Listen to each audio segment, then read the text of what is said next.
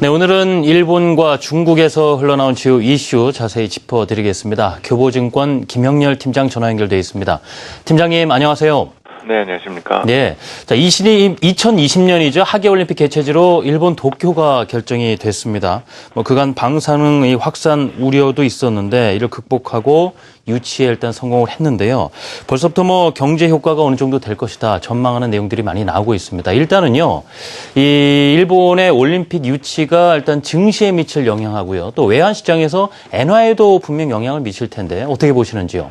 네, 이미 최근 일본 증시의 오름세가 나타날 때 그만큼 2020년 하계올림픽으로 일본이 선정될 확률이 높지 않겠느냐라는 어떤 그런 기대 등이 강했습니다. 최근 영국 베팅 업체에서도 이번 개최지 후보로 논의되었었던 이스탄불, 마드리드 그리고 도쿄 등에 대한 어떤 그 배당률에서 도쿄가 가장 낮은 것으로 예상할 만큼 그만큼 가능성이 높았던 것으로 보여지는데요. 일반적으로 올림픽과 경제의 어떤 그 순기능에 대한 효과는 분명히 긍정적인 부분이 강합니다. 물론 올림픽을 개최한다라고 해서 꼭 흑자 올림픽이 된다라는 보장이 되는 것은 아니지만 경기장이나 선수촌 건설 등과 같은 다양한 기반 시설에 대한 건설 등은 분명 경제에 미치는 긍정적 효과가 있다라 볼 수가 있겠는데요. 지난 7월 참여 선거의 압승에 이어서 이번 일본 올림픽 유치에 성공한 아베 정부는 다시 한번 아베노믹스에 대한 추진력과 어떤 지원 등을 기대해 볼 수 있다는 점에 대해서는 분명히 긍정적입니다.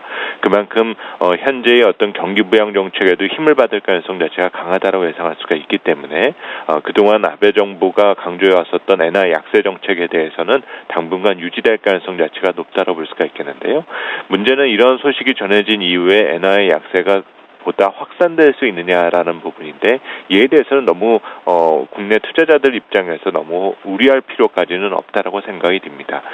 현재 정부가 어떤 통화의 약세 정책을 피고 있다는 점에 대해서는 인정할 필요가 있겠지만 경제가 회복된다라는 것은 해당국의 통화 가치가 상승할 가능성 자체가 높다는 점이기 때문에 이런 부양 정책을 씀으로써 일본 경제가 살아날 경우 엔화의 약세가 영원히 지속될 가능성 자체는 크지 않다는 점입니다.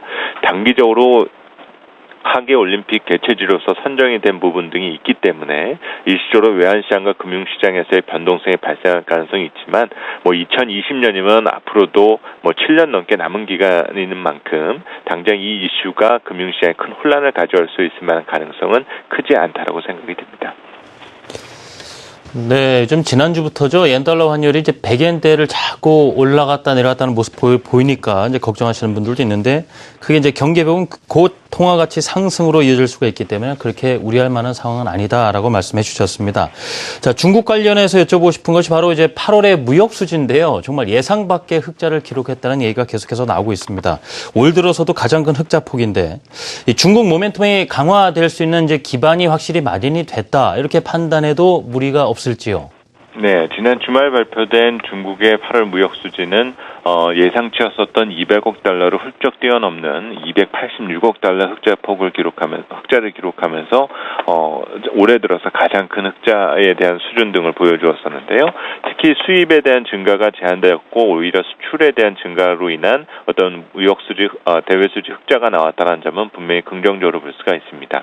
이런 결과 부분은 지난주 미국 무역 수지가 발표됐을 때도 어느 정도 감지가 되었었는데요. 오히려 반대로 미국은 이 8월 무역 수지가 적자폭이 확대되었고 이중 대중 무역 수지의 적자폭이 크게 늘었었다는 점을 이미 예고함으로써 전반적으로 중국의 수출 경기가 조금씩 개선되는 것이 아니냐는 그런 기대 등을 가져볼 수가 있습니다.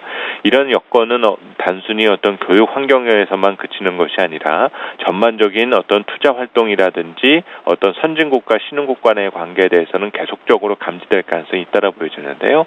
올 상반기 이후에 계속적으로 시장에 제기되었던 것은 선진국 쪽의 경기 회복 시그널이었습니다.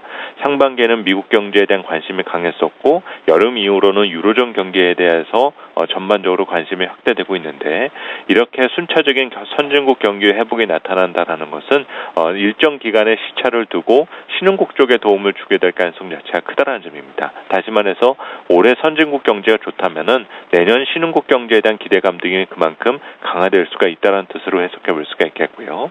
결국 올 2분기까지 경기 둔화에 대한 우려 등을 계속 의식해 왔었던 중국 모멘텀 측면에 있어서는 연말까지 기대 요인이 강화되었다고 볼 수가 있고 최근 PMI 등을 포함한 월간 경제 지표들이 개선적으로 나타낸다라는 것은 전반적으로 3분기 그리고 4분기 중국 경제에 대한 기대감 등이 강화될 수가 있다는 점입니다. 최근 어떤 중국의 성장 둔화의 우려 등으로 인해서 다소 부진한 움직임을 보였었던 중국 관련주들에 대해서는 다시금 관심을 가져둘 필요가 높다고 판단됩니다.